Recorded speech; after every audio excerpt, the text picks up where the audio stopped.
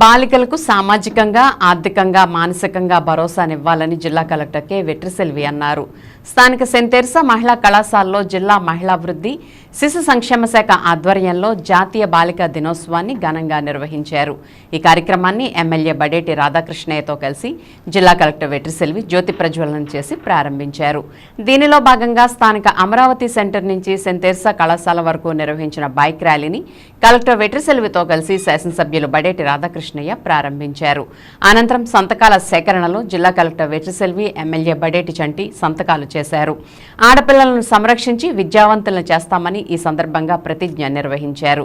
ఈ సందర్భంగా కలెక్టర్ మాట్లాడుతూ ఆడపిల్లల పట్ల ఎలాంటి వివక్ష లేకుండా చూసేందుకు ఎన్నో చట్టాలు ఉన్నాయని, లింగ నిర్ధారణ పరీక్షలు నిర్వహించే స్కానింగ్ సెంటర్లపై చట్టపరంగా చర్యలు తీసుకోవడం జరుగుతుందని చెప్పారు. జిల్లాలో 2225 అంగన్వాడీ కేంద్రాలు పనిచేస్తున్నాయని, అందులో 40,243 మంది 6 నెలల నుంచి 6 సంవత్సరాల పిల్లలు కలిగి ఉన్నారని తెలిపారు. మహిళలకు అన్ని రంగాల్లోనూ ప్రభుత్వాలు రిజర్వేషన్లు కల్పించి విద్యలోనూ, ఉద్యోగాల్లోనూ, రాజకీయాల్లోనూ రాణించే విధంగా అవకాశాలు కల్పిస్తున్నారని చెప్పారు. ప్రస్తుత సమాజంలో బాలికల పాత్ర గణనీయంగా పెరిగిందని అన్నారు. ఐటీ రంగంలో ఎక్కువ మంది మహిళలకు ఉద్యోగ అవకాశాలు వస్తున్నాయని, దీనికి కారణం వాళ్ళు విధుల్లో చూపించే వారి ప్రత్యేకమైన శ్రద్ధే అని అన్నారు.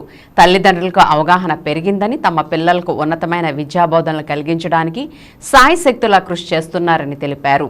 కేంద్ర రాష్ట్ర ప్రభుత్వాలు ఆడపిల్లలకు కల్పిస్తున్న అవకాశాలు అందిపుచ్చుకుని అన్ని రంగాల్లోనూ రాణించాలని ఆకాంక్షించారు. కార్యక్రమంలో డీఈఓ వెంకటలక్ష్మమ్మ, పౌర సరఫరాల సంస్థ జిల్లా manager we Srilakshmi, సెరికల్చరల్ DD D వాణి, జిల్లా బీసీ సంక్షేమ అధికారి ఆర్వి నాగరాణి, జిల్లా మైనార్టీ సంక్షేమ అధికారి ఎన్ఎస్ కృపావరం, జిల్లా పంచాయతీ అధికారి కె అనురాధ, సిడిపిఓలు, అంగన్వాడీ సూపర్వైజర్లు, కార్యకర్తలు, సెయింట్ తెరెసా మహిళా కళాశాల లెక్చరర్లు, విద్యార్థులు తదితరులు పాల్గొన్నారు.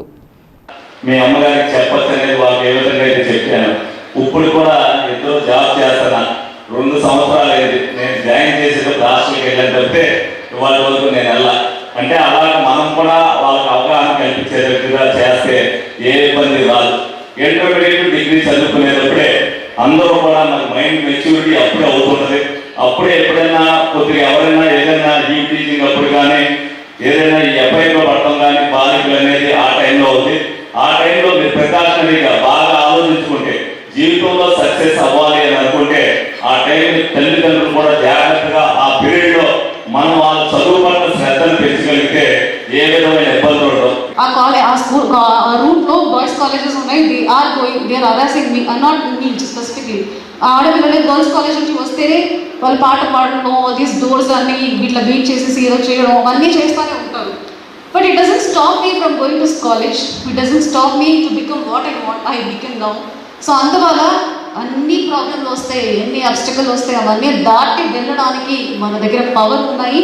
అది జస్ట్ ఛానలైజ్ చేసుకొని గ్రేటెస్ట్ థింగ్స్ని అచీవ్ చేయాలి. ఇక్కడ బ్యానర్ల వెనక ఉన్న ఆడపిల్లలాగా అందంగా నవ్వి బ్యూటిఫుల్గా, హ్యాపీగా, కాన్ఫిడెంట్గా, ఇంటెలిజెంట్గా ముందుకు వెళ్ళాలని చెప్పేసి I wish all of you once again very happy. మగ పిల్లోడు పుట్టంగానే పిల్లోడు ఎలా ఉన్నాడు, పండులా ఉన్నాడా అని అడుగుతారు. కొన్నింటి ఇది జామ చెట్ట, జామ పండ్లు కాయడానికి కాదు కదమ్మా. ఆడపిల్ల పుడితే ఆడపిల్ల ఎలా ఉంది, రంగు గురించి చూస్తాం మనం. ఇంకో సినారియో చేస్తా. ఆడపిల్ల పుట్టింది, మీరు దారితో ఉన్న ఆడపిల్ల వద్దని అంటున్నారు. సరే, దారితో ఉన్న ఆడపిల్ల కావాలా, అంగవైకల్యంతో పుట్టిన మగపిల్లడు కావాలంటే ఎవరు చూస్ చేసుకుంటారు? ఆడపిల్లని చూస్ చేస్తారు కదా. అంటే ఫస్ట్ ఆఫ్ ఆల్ ఏంటో ప్రాబ్లం ఆడపిల్ల మగపిల్లలు అనేది కాదు, వాళ్ళ యొక్క కన్వీనియన్స్ ఇంపార్టెంట్ వీళ్ళందరికీ.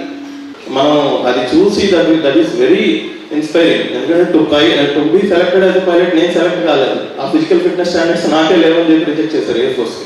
I was selected to army. So women are equally competent కాదు, sometimes they are more competent compared to many other average men in the world. So మీరు ఎందులో తక్కువ కాదు. అలాగే don't forget your responsibilities and rights where you are fighting for your rights. మీరు మీ రెస్పాన్సిబిలిటీస్ని, డ్యూటీస్ని జాగ్రత్తగా చూసుకోండి.